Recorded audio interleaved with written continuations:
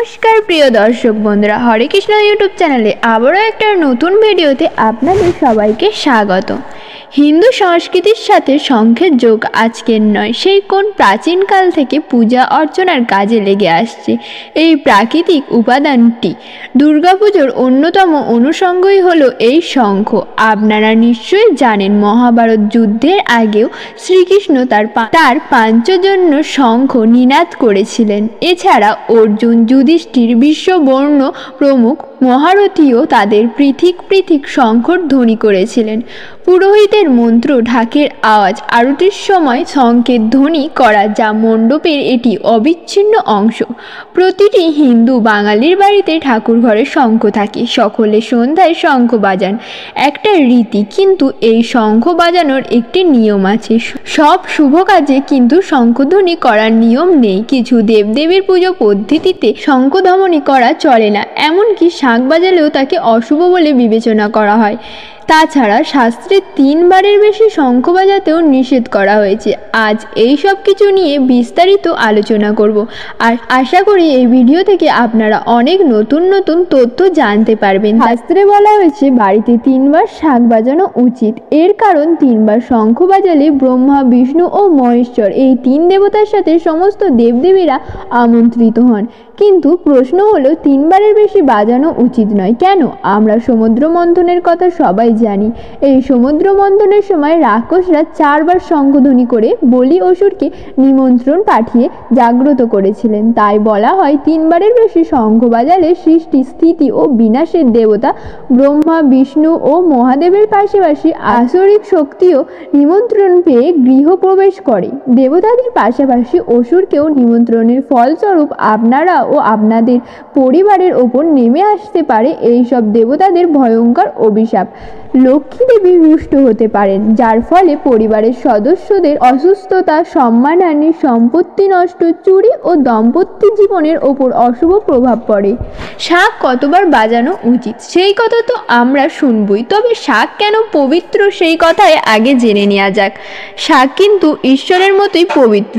পুজোর বেদিতে নারায়ণের আসনের ঠিক পাশেই শাঁখ রাখা যায়। আমাদের হিন্দু শাস্ত্রে সেই মর্যাদায় শঙ্খকে দিয়েছে। কিন্তু কেন দেবতা ও অসুরদের সমুদ্র মন্থনের সময় সমুদ্রের তলদেশ থেকে ভগবান বিষ্ণু উঠে এসেছিলেন, আর তখন তার হাতে ছিল শঙ্খ। সেই থেকে শাঁখকে বিষ্ণুর মতোই পবিত্র মনে করা হয়।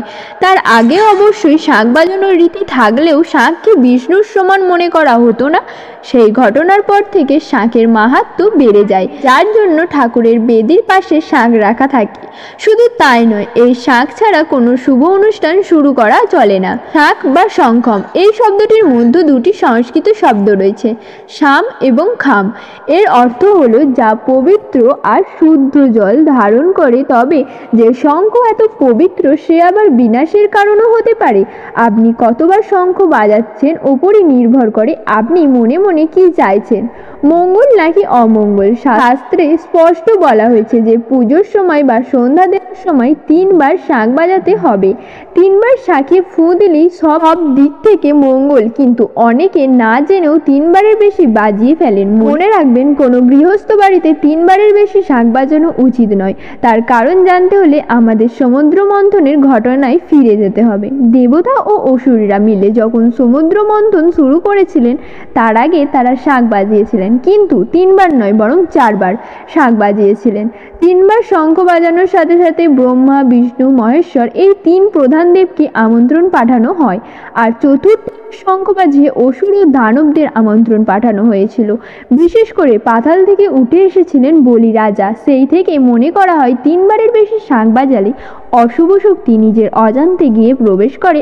আরও একটি বিষয় হলো, শাঁখ কিন্তু সকালে বাজাতে নেই, শুধুমাত্র সন্ধ্যাকালীন সময়ে শাঁখ বাজানোর নিয়ম। তবে সকালে কোনো বিশেষ দেবতার মূর্তি বা বিগ্রহ পূজা করলে শাঁখ বাজানোতে কোনো বাধা নেই। এর কারণ হলো মহাভারতের যুদ্ধ, যেখানে সকালে শঙ্খ বাজিয়ে যুদ্ধ শুরু করা হতো এবং সন্ধ্যায় শাঁখ বাজিয়ে যুদ্ধ শেষ করা হতো। তাই সকালে শঙ্খধ্বনিকে খুব একটা পবিত্র মনে করা হয় না। এসব ছাড়াও শঙ্খধ্বনির পিছনে রয়েছে বৈজ্ঞানিক কারণ। শাঁখের শব্দ একটি বিশেষ তরঙ্গ সৃষ্টি হয়, যে তরঙ্গ যতদূর পর্যন্ত যায় ততদূর পর্যন্ত বিভিন্ন ক্ষতিকর জীবাণুর মৃত্যু ঘটে। সেই জীবাণুদের মারতে 3 বার শঙ্খধ্বনি যথেষ্ট, কারণ তার বেশি হলে উপকারী জীবাণু এবং ব্যাকটেরিয়াগুলিও মরে যেতে পারে। আমরা জানি যে ক্ষতিকর জীবাণুদের জন্ম হয় সূর্যাস্তের পর, তাই তাদেরকে মারার জন্য সন্ধ্যার সময় শঙ্খধ্বনি বেশি কার্যকারী। কিন্তু কিছু দেবদেবী রয়েছেন, তাদের পুজো পদ্ধতি শঙ্খ বাজানো নিষিদ্ধ। হিন্দু ধর্মে প্রতিটি দেবদেবীর পুজোতেই শঙ্খ ব্যবহার করা হয়। ভগবান বিষ্ণু ও মাতা লক্ষ্মী অত্যন্ত প্রিয় হলো এই শঙ্খ। শঙ্খধ্বনি ব্যতীত তাদের পুজো সম্পূর্ণ হয় না। এমনকি বিষ্ণু পুরাণে বলা হয়েছে, শঙ্খ দিয়ে জল অর্পণ করলে ভগবান বিষ্ণু অত্যন্ত সন্তুষ্ট হন। কিন্তু এমন দুজন দেবতা রয়েছেন যাদের আরাধনায় শঙ্খ ব্যবহার যে শুধু বর্জিত তাই নয়, শঙ্খ ধোয়া জল যদি তাদের মূর্তিতে পড়ে তাতেও ঘোর অমঙ্গল বলে মনে করা হয়। প্রথমজন হলেন দেবাদিদেব মহাদেব। এর পেছনে রয়েছে প্রচলিত একটি পৌরাণিক কাহিনী।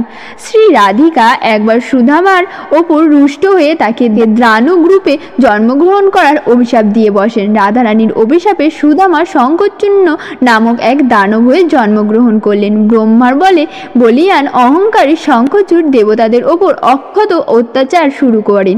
তখন দেবতাদের প্রাণ রক্ষার্থে মহাদেব শঙ্খচূড়কে বধ করেন এবং তার হাড় দিয়ে শ্রীবিষ্ণু একটি শঙ্খ তৈরি করেন।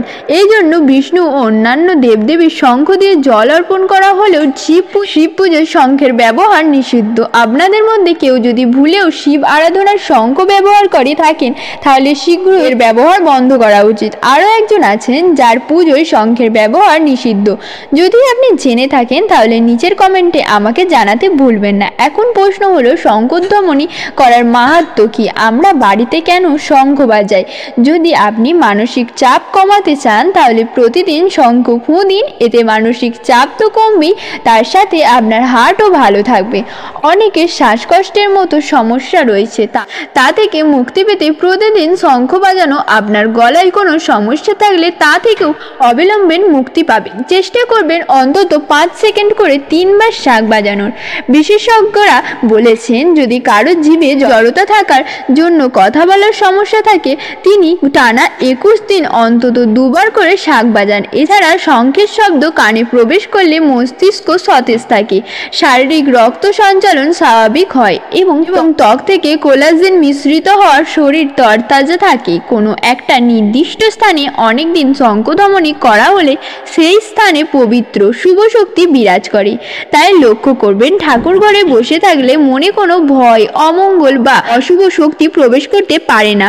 প্রকৃতির দুর্যোগ ও ভূমিকম্পের সময় অনেকে শঙ্খ বাজিয়ে থাকে। এর কারণ হলো শুভ সংকেতকে আমন্ত্রণ জানানো, এমন এক মঙ্গলকারী শক্তি যা শুধু অনুভব করা যায় কিন্তু ভাষায় প্রকাশ করা যায় না। শ্রোতা বন্ধুরা, এর পরের ভিডিওতে আপনাদেরকে জানাবো হিন্দু ধর্মে ঘণ্টা ধ্বনি মাহাত্ম্য সম্পর্কে। কখন, কিভাবে এবং কেন ঘণ্টা করা প্রয়োজন সেই সম্পর্কে বিস্তারিত আলোচনা করব। দেখা হবে আবারও পরের ভিডিওতে। হরে কৃষ্ণ।